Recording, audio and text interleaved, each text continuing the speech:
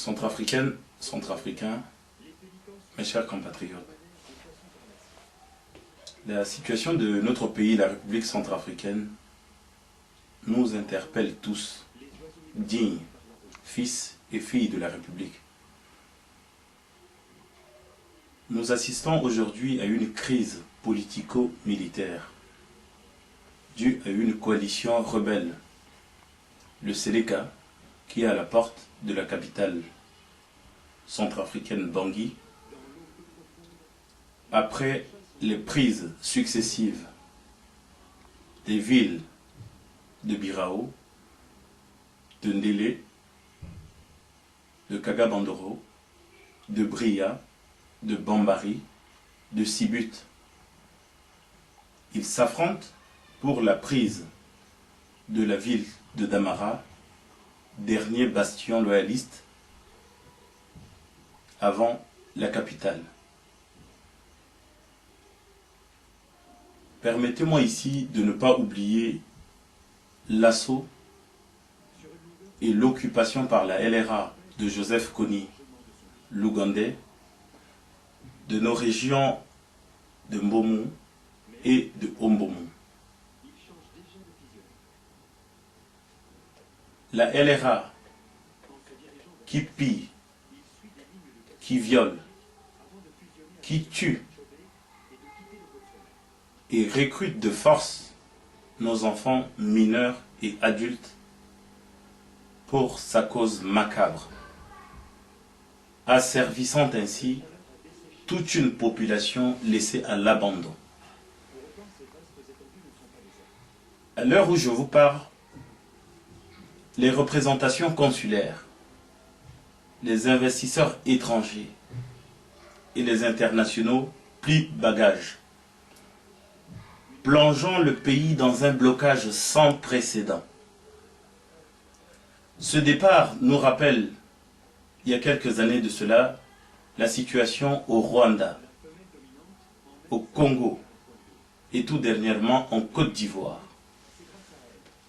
où ces pays, fermés sur eux-mêmes, se livrent à un conflit fratricide sans précédent, mettant leur pays dans un chaos qui fera beaucoup de victimes innocentes. Des dignes filles et fils de Centrafrique, soucieux de l'issue de cette crise, au vu de l'inquiétude pesante du peuple centrafricain, se sont réunis et ont décidé de mettre en place un collectif, la Voix du Peuple, dans le but de mobiliser le peuple centrafricain en général et la jeunesse centrafricaine en particulier, afin de porter la voix du peuple dans ses aspirations légitimes.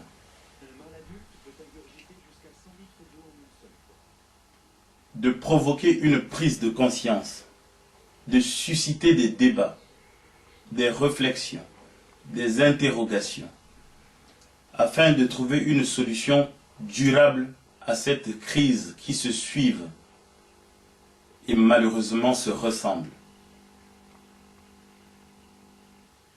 Depuis plus de 20 ans, il est encore temps d'arrêter l'hémorragie, au risque de laisser à nos générations futures ce lourd fardeau de gérer nos irresponsabilités. Cette irresponsabilité des uns et des autres qui crée une situation de conflit perpétuel et de tension persistante intolérable, qui laisse de côté le peuple, les malades et les orphelins abandonnés, les chômeurs frustrés, les retraités et les étudiants sans ressources, les personnes handicapées isolées, l'armée nationale mise à l'écart, humiliée, frustrée et vexée au profit des milices reconverties de temps en temps en bandits de grands chemins. Les paysans ignorés, les coups tordus et autres manœuvres d'intimidation et de déstabilisation prennent le pas sur la logique. Ajoutons à cela l'amateurisme d'une partie de la classe politique qui manque d'idéologie. Le sang a assez coulé. La souffrance a assez duré. Notre histoire est si sombre qu'on se demande combien de temps encore durera tout ça. La question est de savoir ce que demande le peuple. Que cette interpellation capte notre attention.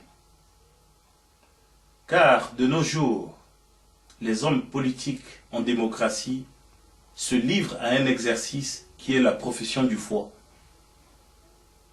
Nous croyons qu'ils ont gardé la profession, mais ont perdu la foi. Leur capacité d'agir devient incertaine, leur volonté est par conséquent mise en cause. Les inquiétudes du peuple vont en croissant et non en diminuant. Aimer la République centrafricaine, c'est l'honorer. L'honorer dans ses valeurs, l'honorer dans l'esprit de ses ancêtres. Le père fondateur Barthélemy Boganda a placé son action sous le signe de l'émancipation oubanguienne. Cette quête pacifique d'une autonomie qui nous mènera à l'indépendance du 13 août 1960. La main nue, il lutta contre les dérives du colonialisme afin d'asseoir une république centrafricaine libre, indépendante, ouverte au monde par le Zokwezo. Cet acte héroïque devrait rester présent dans notre esprit et diriger nos luttes pour l'épanouissement total de notre beau pays, la République centrafricaine.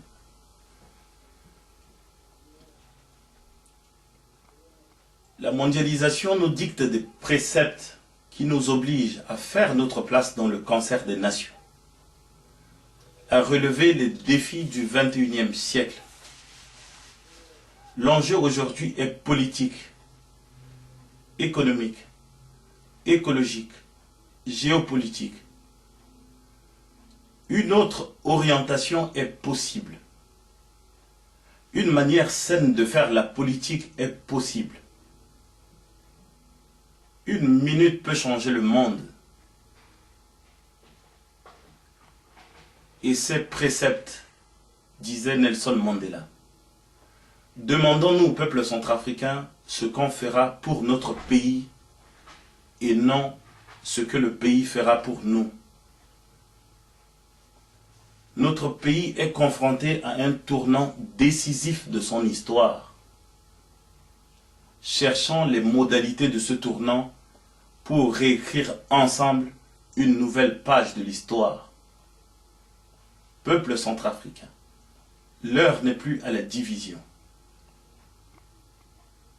Préparons-nous à l'issue de cette crise et à la justice d'après-crise.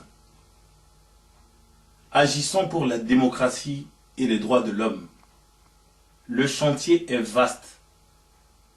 Rien n'est impossible, car il n'y aura pas de fatalité. Que cela ne soit pas un énième partage de postes d'intérêt entre copains, pour ne pas être obligé de répondre à cette question qui est, je cite, « Votre pays est riche. Pourquoi est-il classé parmi les pays les plus pauvres au monde ?» Fin de citation. Ravalons nos haines en passant avant tout l'intérêt supérieur de la nation. La paix est la condition sine qua non du développement économique et social. Cela ne s'assure sans la paix à nos frontières avec les pays limitrophes. Rétablissons l'axe avec la sous-région, avec l'Afrique et avec le monde. Gardons notre sens d'hospitalité légendaire, mais tissons des liens basés sur la transparence avec les amis de la République. Nous acceptons l'apport des amis de la RCA qui veulent nous aider à franchir cet obstacle dans la recherche d'une paix durable. Mais nous mettons en garde contre l'ingérence malsaine de ces ordres criminels mal intentionnés, venus de fois d'ailleurs pour s'aimer la terreur, déstabiliser notre pays, et ceux dont on a gardé des souvenirs douloureux.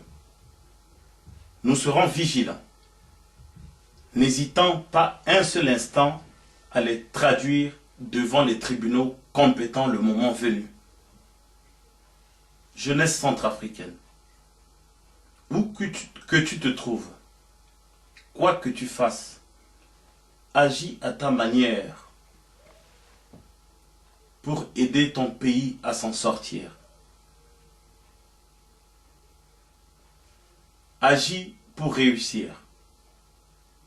Au gouvernement, à l'opposition armée.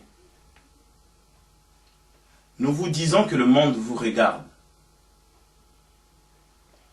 Nous faisons appel à votre sens de la nation. Nous exigeons une sortie pacifique, rapide et un compromis historique à cette crise. Vive le peuple centrafricain, vive la jeunesse, pour que vive la République centrafricaine. À tous, nous souhaitons nos vœux de bonheur, de santé et de prospérité pour l'année 2013, pour le collectif Voix du Peuple. Je vous remercie.